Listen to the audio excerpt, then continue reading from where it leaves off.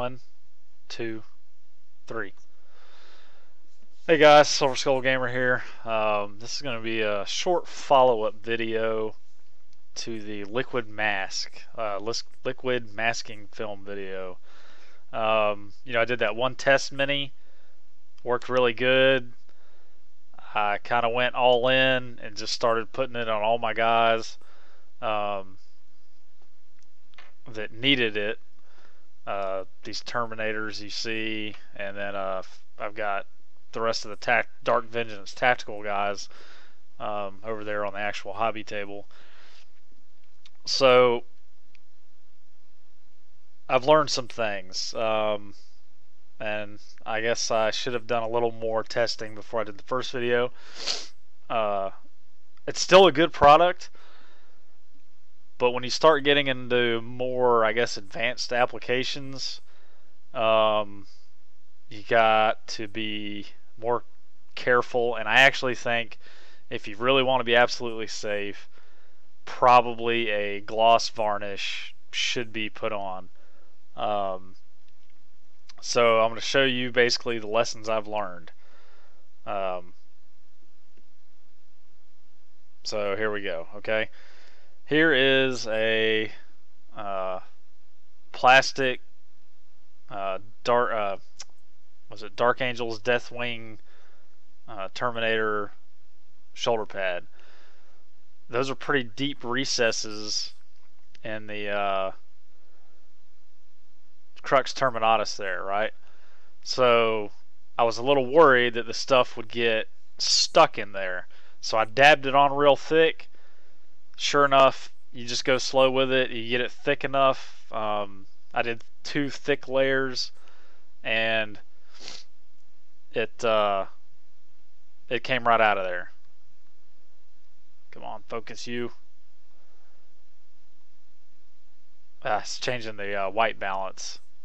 As you can see, if it gets the color right, it's not as the yellow is more yellow than I think you guys saw in that other video. Anyways, so it comes out. You just got to put it on there real thick. It'll come out. So here's the problem, though. Ta-da! It pulled the edge. I had trouble with the edge, and it pulled the paint off. So that's a little upsetting. If it was just a little nick, I could do that as battle damage or something, but that's going to be a little more difficult to fix. So it just started peeling the paint back with the actual liquid mask. But it does come out of highly detailed stuff. Like I said, you just got to put it on real thick. So here's where I screwed up, really. It's not so much the liquid masking film's fault. As I said, I spent like all day during the weekend, hours, just putting on coats and coats of liquid mask. I kind of went all in. I've put it on their helmets here, and there's definitely there's a lot of detail there, 3D sculpting. So I put it on thick, and I actually now, luckily, I didn't try to paint these guys yet. I'm probably going to go and put a third coat on their heads, and maybe even the shoulder pads too. But I think you can kind of tell on this guy that that's pretty thick. You can see how soft the detail looks. He's got a pretty thick coat on there. I hate the color. I hate that the color's changing. Sorry about that. So probably going to go do a third coat of liquid mask on those guys just to be safe on the helmets and the heads. Hopefully it doesn't get ruined. And I didn't varnish those, so I need to be extra careful. Alright, so here is this is where I really kind of got upset with myself. These were the last guys I put liquid mask on, and when I started peeling it off, I quickly realized these only had 1 coat. You can see how, maybe you can't tell, but you can see that the detail is still pretty sharp, and you kind of don't see any of the bluish tint of a thick coat. And then if I get it to focus, you can see if I angle it, maybe you can tell that that's a really thin coat there on the edge where it's separated. And then I scratched his hood up here trying to get it off. So basically the torsos of the knights are going into simple green, and I'll have to start all over. So I just wanted to kind of update you guys and let you know that it's still a good product. Here's two more tactical guys, Dark Vengeance guys that I've done, and it's worked fine. It really has.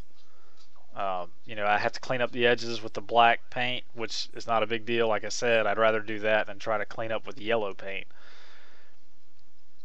Also, okay, 2 tips. On my first video, Courage and Honor suggested the toothpick. Instead of using a sharp metal object, and I actually did that, and it is a little better. It's a little more forgiving. I think especially if you actually had a hard varnish on there, the toothpick would be definitely a safer bet.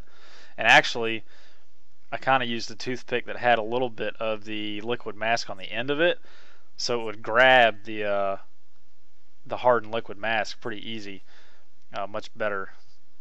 So that was another tip. And then I know that Awesome Paint Job did a video on this, and I got a comment about that also, is from Warped Game.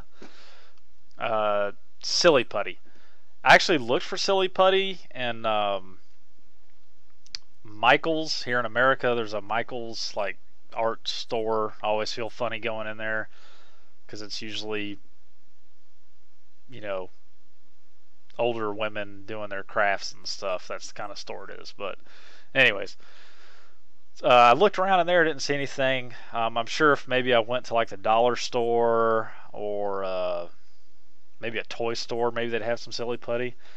And that's good for like doing shoulder pads. You can just put a blob of it on there. I do have Blue Tack, but I think that's probably entirely too sticky. I don't know. I'm a little apprehensive about using Blue Tack because that stuff can sometimes it's really sticky and it'll actually stick to the plastic, and then you have to see that just left some residue on the model there. So I don't really want to use Blue Tack. So I might try Silly Putty in the future for less complex things, or maybe more complex things. I don't know. But like I said, liquid mask is just another tool in your toolbox, as they say, that you can use. I will recommend, if you're going to use it on something with a lot of detail, probably best to maybe give it a gloss varnish and use a toothpick when you start removing it, and make sure you use thick coats. So that's just kind of an update, and I'll maybe do a third update when I finally get done with this project to let you know how much trouble I either got myself into or how much time it saved me. So you never know. So just a little update to get you guys a little more informed about using liquid masking film. Alright guys, see you next time. Bye.